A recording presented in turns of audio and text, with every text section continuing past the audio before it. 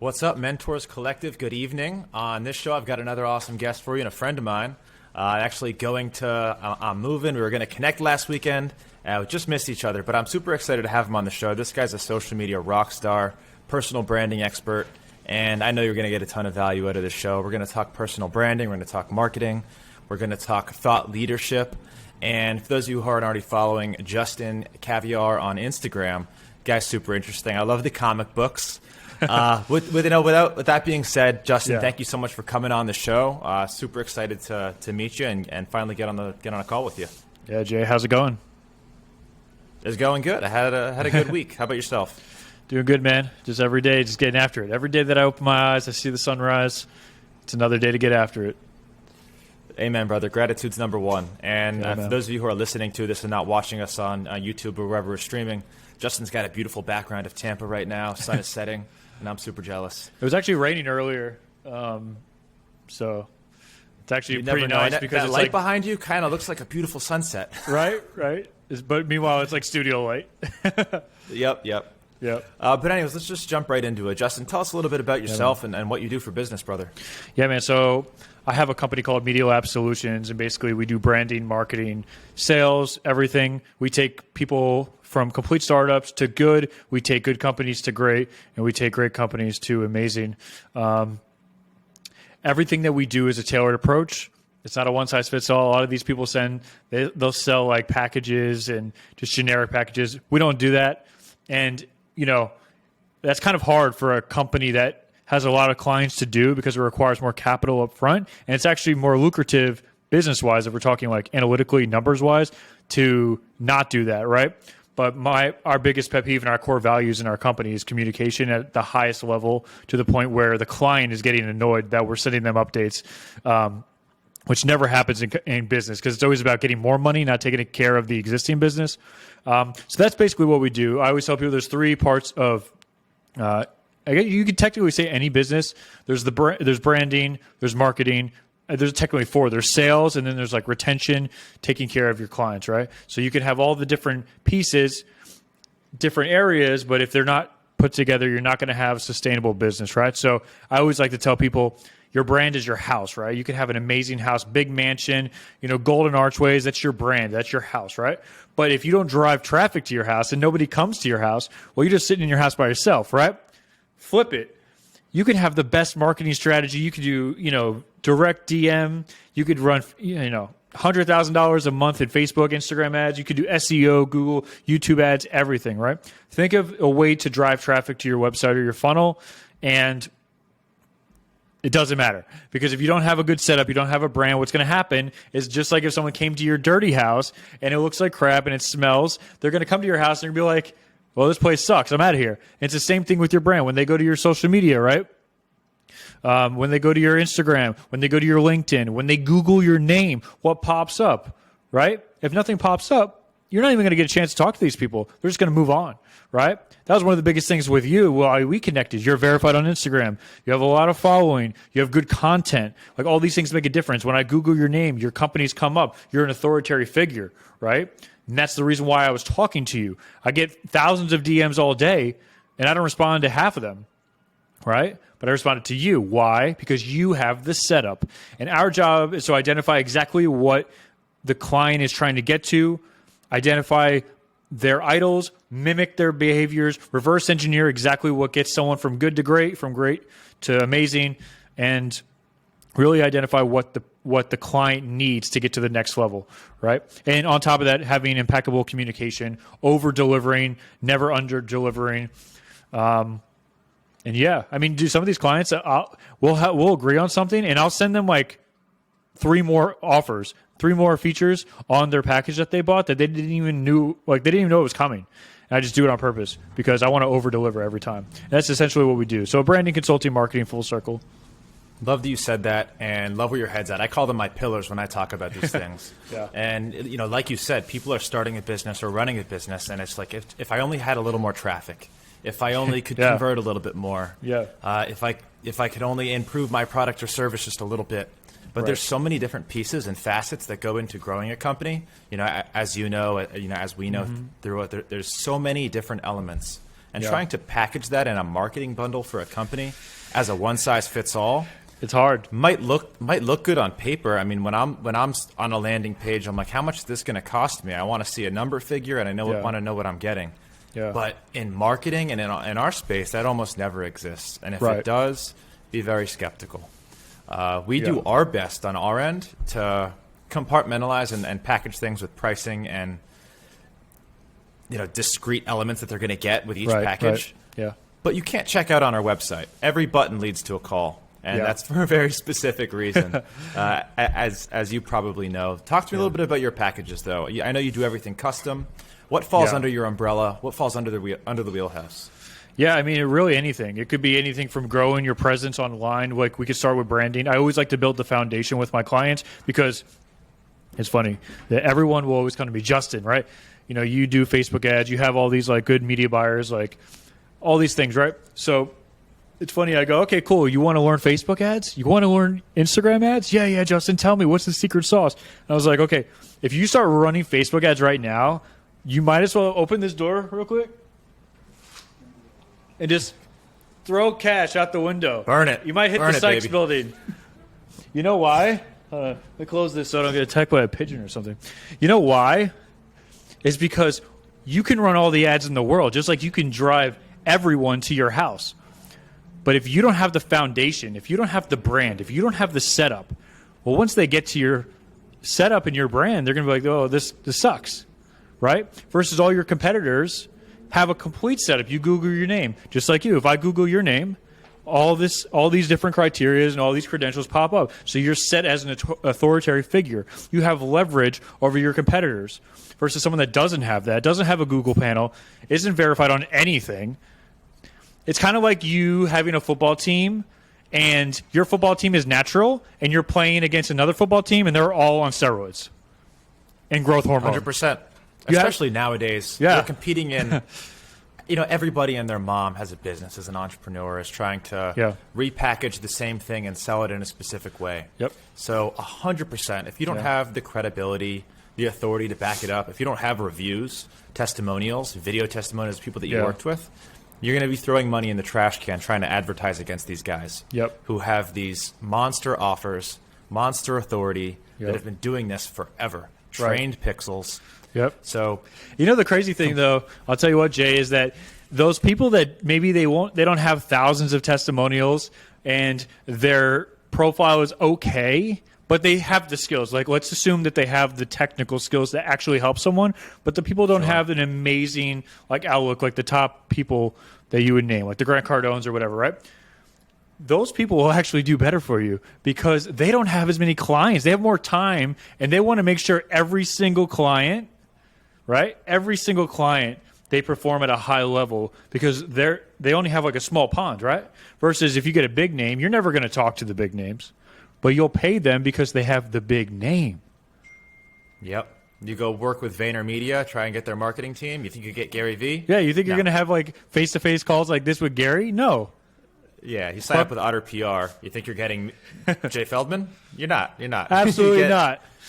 No, you get someone who's trained to use our systems. You get someone who has access to our network. But unless and like Gary says, if you have the money, we can have that conversation. Like, of course, you can have access to me. Right. There's levels to everything, right? You can hire, Tony Robbins as your personal coach if you have $1 million.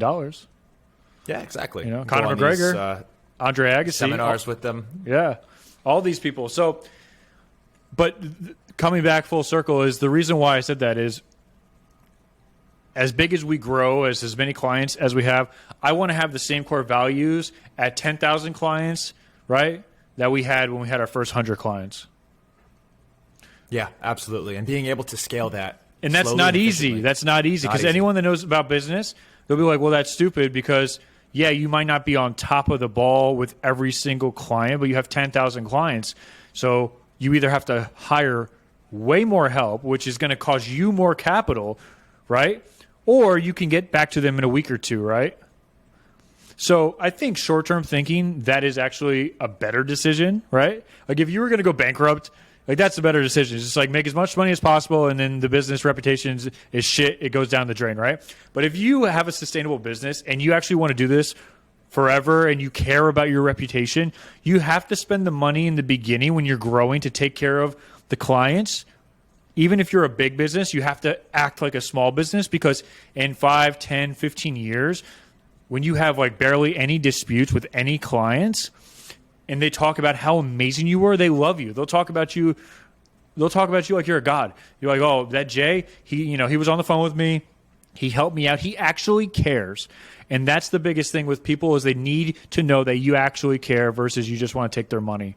And as long as you can instill those core values with a lot of clients, just like you had when you had not so many clients, then you'll be successful. Easier said than done, but I completely agree. And we have experienced those pains, when we went from 10 clients to 50 clients in like a month. Yeah. And grow too fast. we had to throw the brakes on, and it was hard. Yeah. We started losing some people. Some things got lost under the rug. Some people got upset. And people will.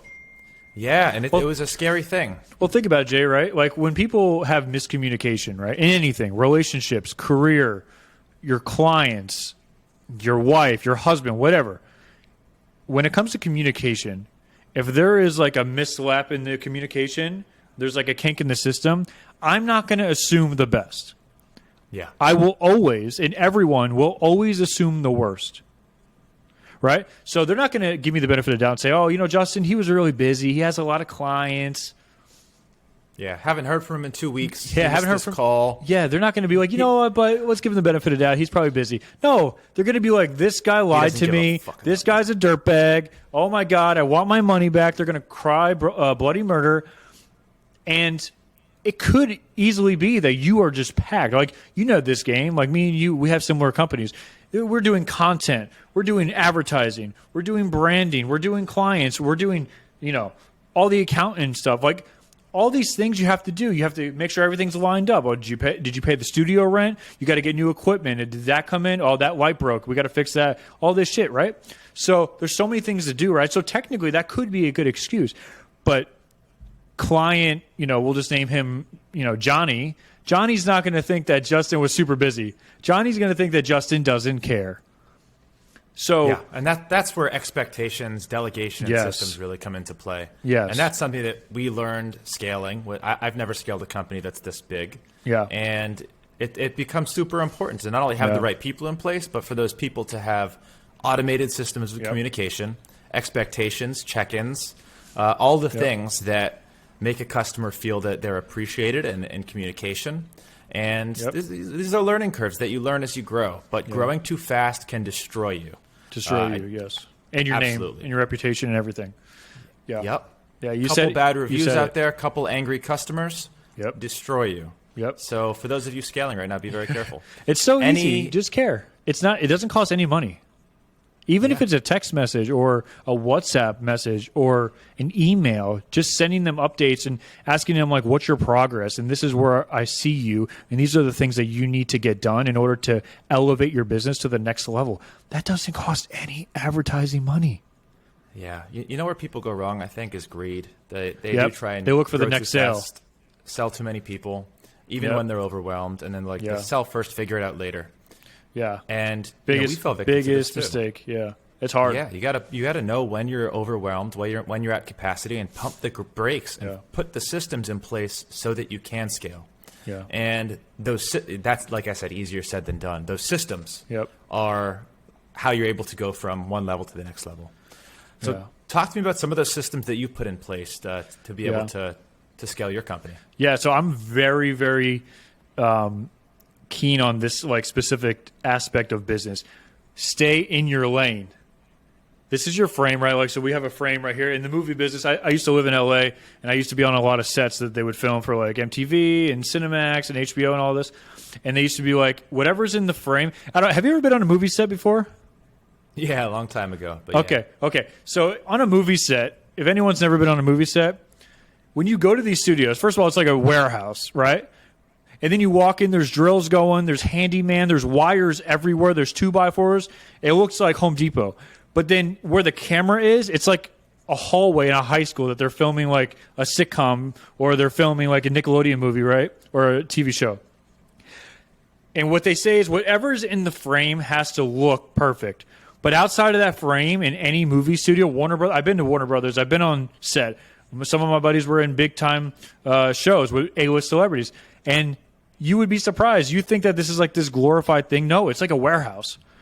But in the frame, it looks perfect. Outside the frame, there's wires, there's cords, there's dust. There's like dudes with power saws building the next set. So the reason why I tell you this is this. In business, you want to stay in your frame, right? Because anything outside, you're probably, like, if we were to like mathematically speak and run the numbers, you're probably not an expert at everything in your business, right? And Warren Buffett and Charlie Munger says you stay in your strike zone. Anything outside of your strike zone, you don't touch. You allocate. And if I had to give anyone advice, I would say allocate, allocate. That is the number one thing. If you are not an expert, do not do it. Hire somebody, get a consultant, get a coach, whatever. Do not do it, because you're going to spend more money trying to figure it out, quote unquote, than actually just paying the guy from the beginning or the female from the beginning that's an expert. So I would say that's one of the things. The second thing is mimicking your idols, right? If you want the same results as your peers, you have to have the same setup as your peers, right? So it's funny. I had a guy come up to or message me the other day, and because we're running ads on like growing your presence and branding and stuff, and he messaged me. He's like, "Hey man, I don't have any money, but can you give me some advice?" And I'm like, "Yeah, I'm just running ads for my health," as a joke. I always give people advice, no matter what. Because that guy, he might not have any money now, right? Yeah. But maybe he has a friend that has a business. He's like, "Dude, this guy Justin, he gave me free advice. He didn't ask me for $1, and I couldn't do it, but you can, and this could help you." And he's a trustworthy guy. It's all about trust and caring. It comes back to caring and empathy and caring about the client. And you put yourself in the client's shoes. How would you want to be treated? That's how you should treat your clients, right? So this guy, he messaged me, a younger kid, college kid, and he says, "Hey, Justin, I'm managing this like artist. I don't have any money to like for promotion or anything, but what would you recommend that I do?" And so this guy had like 2 pictures, wasn't verified. He had about like 2,000 followers. His engagement was like 19 likes. And it was like terrible pictures of like half of his face, and he was like this. It was like just weird pictures, terrible quality. Yeah. So I was like, "Okay, man, here's the one thing. Who's your rapper?" He was a rapper. Your rapper. Who's your favorite? The rapper that you're managing. Who's his idol? He's like, "Oh, it's got to be Drake." So he's like, "Oh, Drake, awesome, cool. All right, so do me a favor, everybody. I want you to go to Drake's Instagram page, okay?" You go, "Okay, I'm on Drake's Instagram page." I say, "Cool. Now screenshot Drake's Instagram page." Okay, cool. All right, now put your artist's Instagram page up against Drake's. Okay, cool. You see the difference? Oh yeah. Okay. You cannot expect the same results if you don't have the same setup. And it's all about the setup in this space. So whenever you're trying to go somewhere, you want to mimic your idols, right? You cannot expect, if you don't have the same setup or the same branding or the same, when they type your name in on Google versus the other person, you cannot expect the same results. 100%. I completely agree with you. Like I said, we're in the same space. Yeah. And when I see someone's social, it's essentially a business card. It's saying, it's a resume. Here's what this, here I get a one look at someone's profile picture, bio, couple of posts, their followers, their engagement, and I know everything I need to know about their professional and business life. That's it. Yeah, their content too. I hate to break it to you guys. Content is free. I mean, you might need a good camera or whatever, but content is free. I'll give you an example of why content is so important. I had a guy reach out to me that was verified. He had like a couple 100,000 followers, but his content was terrible, and I didn't respond. I looked at it because he had the verification and he had the followers and he had the setup, but that's where it stopped because he didn't have the content. I wasn't, for whatever reason, he had the setup, but nothing drove me to message him back. And there's so many elements to this too. Yeah, I mean, we talked about the bio, the verification, the followers, the content. A lot of these things, and we've been in the space for a while, so they're easy for us to talk about and understand. But each one is probably a whole series on its own. How to get your engagement up, how to get your followers up. Producing content, good content's probably the hardest of the few. But like you said, the setup, if you're able to master all of those things and master them on multiple platforms, then you're going to win no matter what you do, no matter what your business is. Yeah. Here's the funny thing. Most people have a business online, but here's the caveat. Most people, they don't have a brand. They have a personal account selling shit on it. You have an Etsy store, basically. Yeah. No, it's absolutely true. No one, and this is the part that's free too. Free. It's free to go on and create an Instagram account and interact with people and create content. But it has to be cultivated. Exactly. But it has to be cultivated in the right way. It has to be molded into a brand, like a McDonald's or whatever. Name a brand. Walmart. It's a brand, right? I know Sam Walton created Walmart, but I don't think of Sam Walton every time. I think of the brand. A lot of these people don't have brands. They think they do, but they don't. They have personal accounts. Yep. What are some steps to create a brand? Say you're a digital entrepreneur. Where do you start with somebody? You would have to identify where you want to go. And it goes back to who's your idols, right? Is Ty Lopez your idol? Is Grant Cardone your idol? Is Tony Robbins your idol? Is Zig Ziglar your idol? Name an idol. Who's your idol, Jay?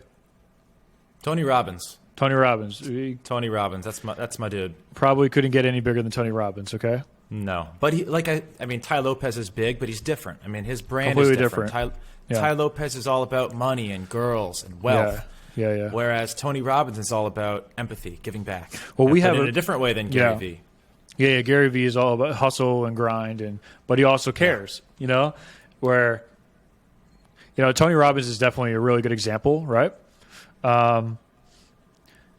When you're identifying your brand, you want to look at your idols. You don't want to copy them, but you want to kind of mirror them in a way that's your own, but with the same structure, right? So, like, what I mean is, you can have a structure of something, but it's not identical to somebody else where you're a copycat now. Does that make sense? 100%. So, for instance, my thing is superheroes, right? Yeah. But we could switch it up. We could change it to Nintendo. We could change it to Disney princesses.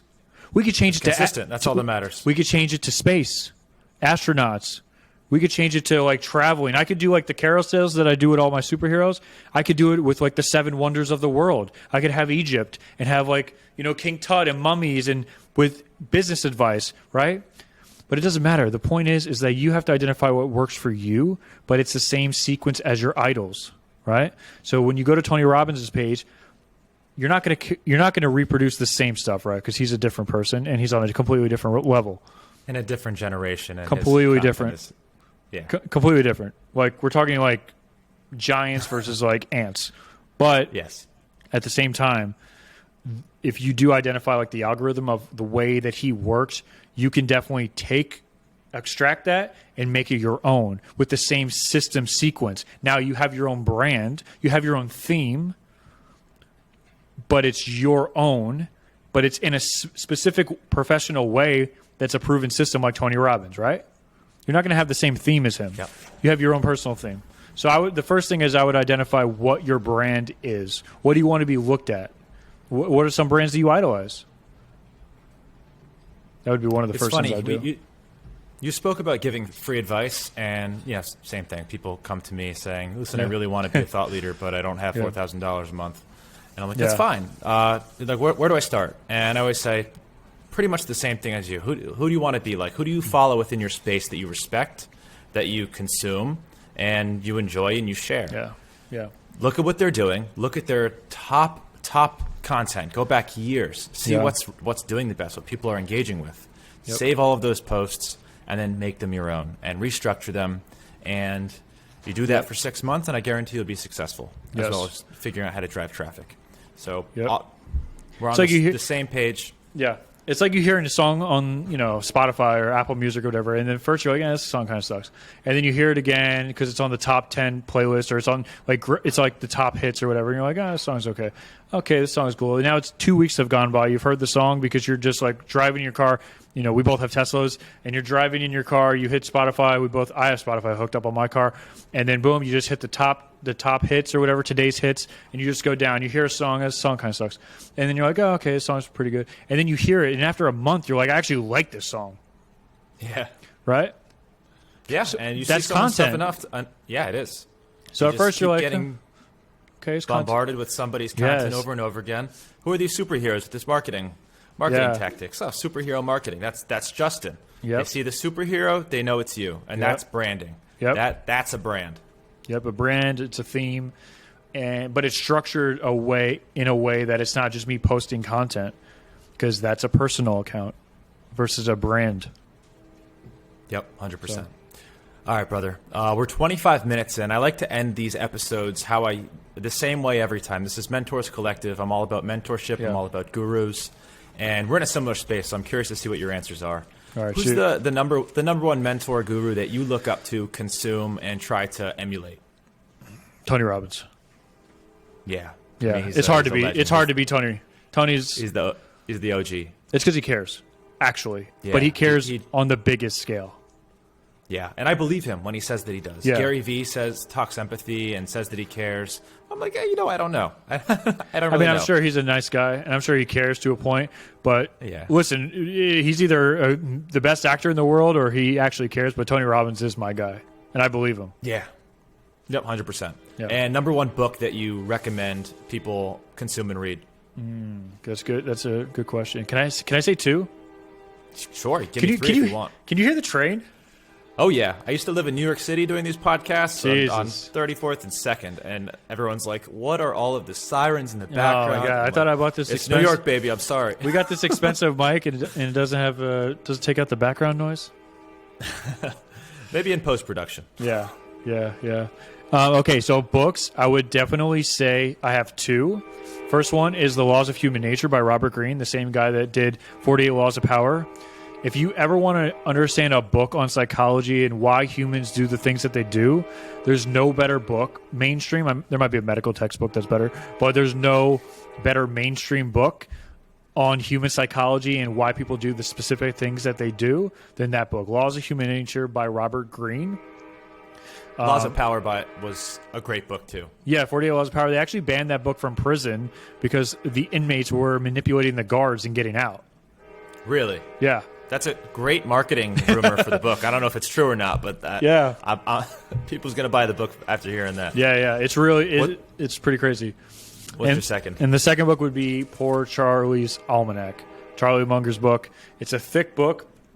It's really, really good. It talks about a lot of different things, right? Basically, Warren Buffett and Charlie Munger's success with Berkshire Hathaway in Omaha, Nebraska.